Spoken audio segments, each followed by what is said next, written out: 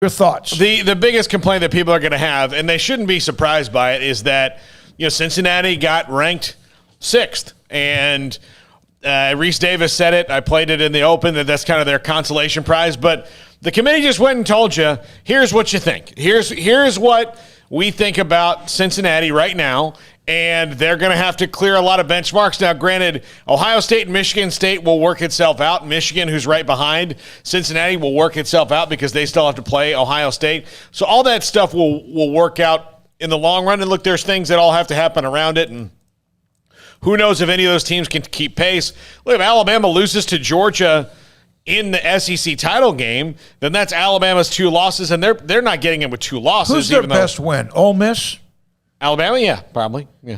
So there's always the argument, although, again, you have 1 and 2. So if they're 1 and 2 when they play each other in the SEC championship game in the college football playoff rankings, then why would they drop them out of the top 4 then? Are they basically now loaded up to have those 2 no matter what, unless they both stub their toe?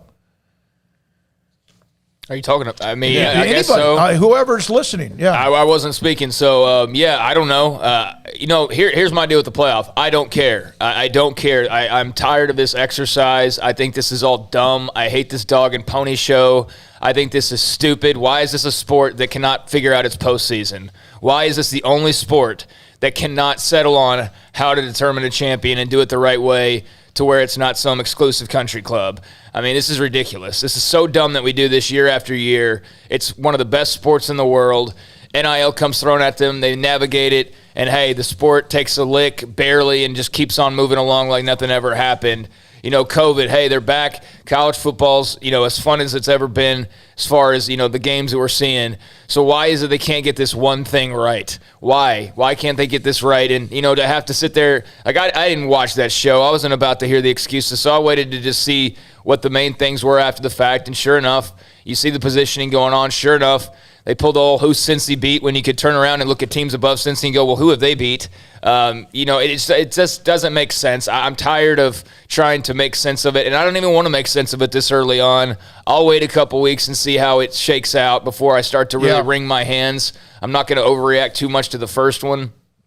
But I hate this little TV grab that they do every year. We all hate it. Well, not everybody. There's some people watching. But I know we don't like this process, but it's a part, as we know, of what's going on. Like I was surprised Oregon was 4. And there's that argument. Ohio State's right behind them. You could see them moving up because of who they have left. And then Oklahoma, unbeaten, at 8.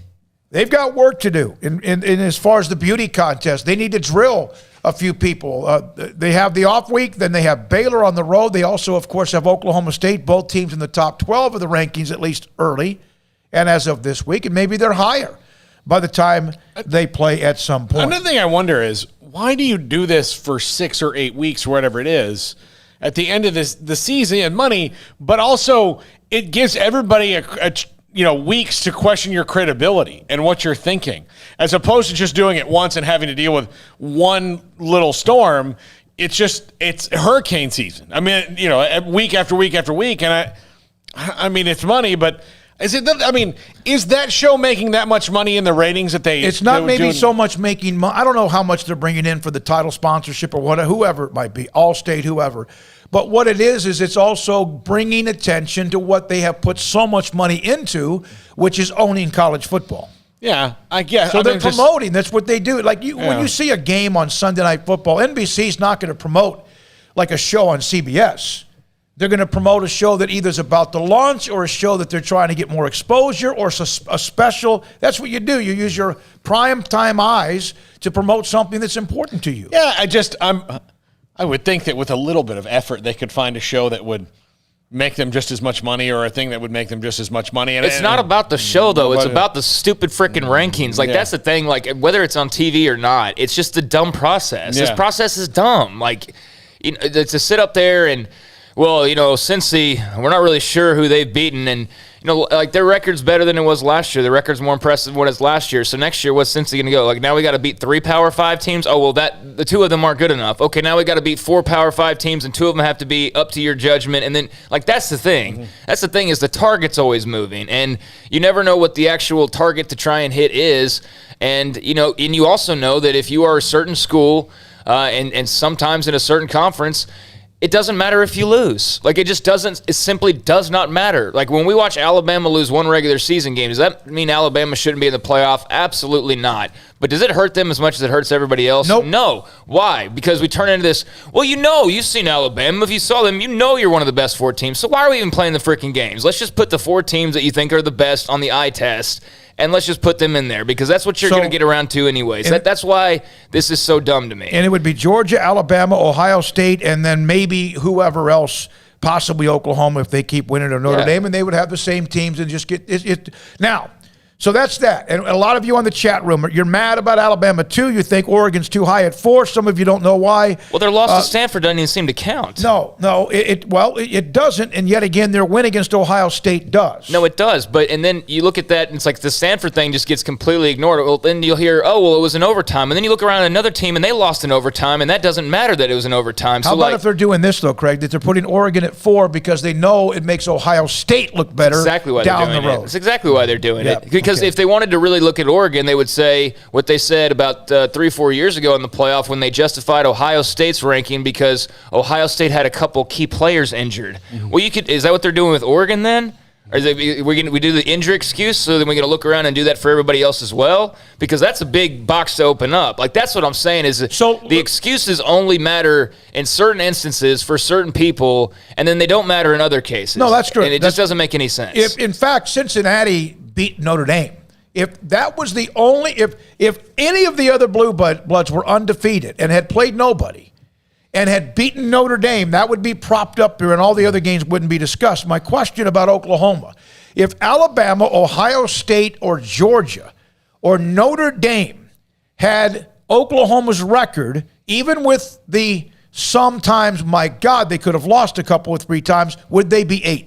No, absolutely not. I feel 100% confident saying that as well. Absolutely not. Here's a text from the 254. Agree with everything Craig is saying about the playoff. It's been years now. There should be no surprises on how the committee operates, but I'm tired of tuning in as well for the excuses from the committee. From Stephen in Nashville. Good afternoon, Stephen from Nashville, Tennessee. But, here's my thing. It's just make sense of it.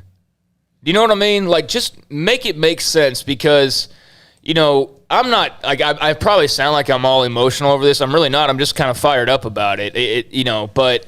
And wait till we talk about the NCAA and Oklahoma State, then we'll really get fired up. Yeah, go ahead. Yeah, we will. But, I'm so frustrated as a lifelong college football fan that for years it was like, will there ever be a playoff? And then you got the BCS, and then we know that wasn't good enough after a while. And, that turned into that dull Alabama-LSU rematch, and then it was kind of like, all right, we got to do something different.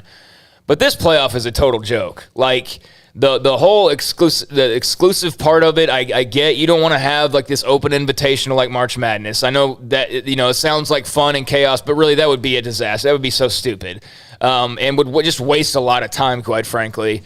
But there's got to be a better way than this 4-team dog and pony show where every week these yahoos get up on TV and put up their BS reasons for why they rigged it the way that they rigged it this week and why they set it up for 2 weeks from now so that they can make that move and put Ohio State or Bama, whoever they're setting the table for right now, because they are, whoever they're setting the table for, this just not should be the way champions are determined in my head. I often wonder, and I don't want to besmirch the credibility of any of the people that are on this committee, but I'll say this. I know, when we talked to Phil Bennett, he would go and sit at R.C. Slocum's house, and they would watch film of games and, make notes. But I do think there's just people on the committee who obviously have stronger voices that are oh, yeah, we've watched all the film. Really? You watched all the film and you still went Ohio State, Oregon? You just did, those names just came to you out of that? Amazing, right? But you didn't go, man, Cincinnati, really punched Notre Dame in the nuts. Okay. They just went in there and knocked him around. But this is the Jeff Long and then Kirby Hocutt, and now it's Gary Barta from Iowa. But this, I saw, of everything I didn't see last night because I was busy watching the Stones, a little bit, this is about Oklahoma. This is what he said about Oklahoma. Just looking at who they've beaten, Kansas State and Texas Tech, both good wins. What the hell?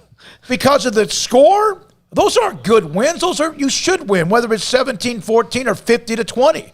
But I saw that's the only quote of everything I saw. I was like, what the heck? They're setting that up. But if you were to replace Baylor with Oklahoma, is he saying that? Absolutely not. He's not saying that. He's saying, well, Baylor hasn't played anybody. Even and you know he is. Yeah. And that's the thing. That's what's so maddening about it. I will say this, is that you know that would be the case because the bias is so obvious. It's like they don't even try to hide it, but they just pretend like it's not there and that everybody's just going to be like, well, that they're just going to be fooled or something. And we all see it and we all know it, and they just go about their business like this is some really trustworthy, honest, genuine process, and it's absolutely not. It's not in any way, shape, or form. No, I agree. From Jeff Grimm, is this a super duper chat? Is that $249? Wow. The head coach. Yeah. You're Jeff, God bless you. The head coaches of the top 4 college football playoff teams were on the Bama coaching staff in 2015. Smart, Saban, Mel Tucker, and Mario Cristobal. That's insane. That's insane. And is that, Jeff, thank you very much. Yeah. That's a monster super chat. We might have to give Jeff some advertising for the month. Jeff, what do you got for us to now push? That I see that logo. Actually, Alabama deserves to be number 1, and there should be no questions about that. Thank you, Jeff. Alabama's in the college football playoffs, Jeff. Roll Tide. No matter what they do the rest. And I think Jeff, in some ways, would, even though he loves Bama, I've seen him be very, very honest about sometimes who they are or what they have been as well. But, Jeff, though, for real, thank you very much and appreciate you. And that's an incredible stat. That really is. That's just the greatness of Saban right there is what that is. But, yeah, and this is not even – this whole discussion right now is not even about a single team or even a conference for that matter. It's about more so the haves and the have-nots and how we just – like, here's the thing, is like next year we're going to be doing the same thing. And that's what I'm like worn out by is that we've been doing this for years now. And it's not a surprise and it's so predictable. And we're going to wring our hands and a bunch of columnists are going to write articles about how the little guy's getting snubbed. And then guess what? Those same guys are going to be the ones that are pushing for Ohio State to get in over Cincinnati at the end. You know what I mean? And guess what's going to happen? Ohio State will probably get in over, or whoever. Yeah. And it's just going to be... Fast forward to next year, and it's going to be the same teams with the same argument and the same lame excuses for why the smaller schools don't get the benefit of the doubt versus the bigger ones. And we're just going to keep doing this until they finally make a move and either expand the playoff and make it a real championship where real opportunities are out there and it's not just some invite-only thing, or it's just going to be this way. And I think eventually... maybe not people like myself who have always been diehards, but I see where this does turn away the future college football fan because it's ridiculous. Well, I don't watch it, and it's my job to watch it. There you go. And I'm talking about it in general, the sport. And the reason they need to go to 12, and I think that the argument against it is like, well, you'll get teams that'll beat teams, they'll have this, but it's about the one-off. Like, look at the World Series. The Braves won the World Series, and in July, you would have thought, there's no way this team, like their best players hurt. Exactly right. They had to do all this stuff. Or San Francisco wins 107 games. Yeah, and then they look like, but that's part of the playoff. It's not about just the regular season. The regular season, what you earn to get there, but when you get there, you need to, it's about the challenge. It's about that moment. Do you think the money that is being paid to the college football playoff and then also, of course, on television, do you think this is almost like mafia money of who they want because they can't control who wins and loses on the weekend, but they damn sure can control, hey, but we don't want Cincinnati in there. We're paying $100 million for this thing. I mean, I don't think it's like that dirty, it's like, they're laundering the money or anything. But in terms of setting it all up, I mean, I think as best as they can, they absolutely do. I mean, after all, it's not determined on the field all the time. It's determined in that little room at the Gaylord Hotel. Is that where they still meet? Yeah. Yeah, at the Gaylord and where is that? Dallas. Grapevine. At the Gaylord and Grapevine. In their little meeting rooms. That's where the 4 best teams are determined, not in the Big Ten championship game, not during the Big 12 regular season. Or when Cincinnati won at Notre Dame. Not Cincinnati and Notre Dame. No, it's determined in the Gaylord with refreshments and these committee members. And I think that's ridiculous. This is a sport that it's the greatest thing in the world. And again, I just go back to, I just don't understand how for this sport in particular, everybody else has been able to figure out a meaningful and reasonable way to crown their champion. And college football is the only sport that cannot figure out a way to justly crown their champion. All right, and it's just ridiculous. Well, let's read a couple of texts. We don't need to respond right away, but I want to give people a chance to kind of educate us a little bit here from your perspective as well. From David, in fact, A 3-loss Mississippi State is ranked number 17, in his opinion, to prop up Alabama. All right, that's from David. Well, they actually commented on that, and they brought up, there are the 3 losses, but then they beat, so and so and so and so and so and so, and they beat A&M. Yeah, A&M, and I forget who all else it was, but yeah, they do have a couple of nice wins. But yeah, that was a prop up. Absolutely, they beat A&M and they beat Kentucky, Yeah. and obviously again, Kentucky. that's good. What we're saying is okay. That's from David. Also, let's see.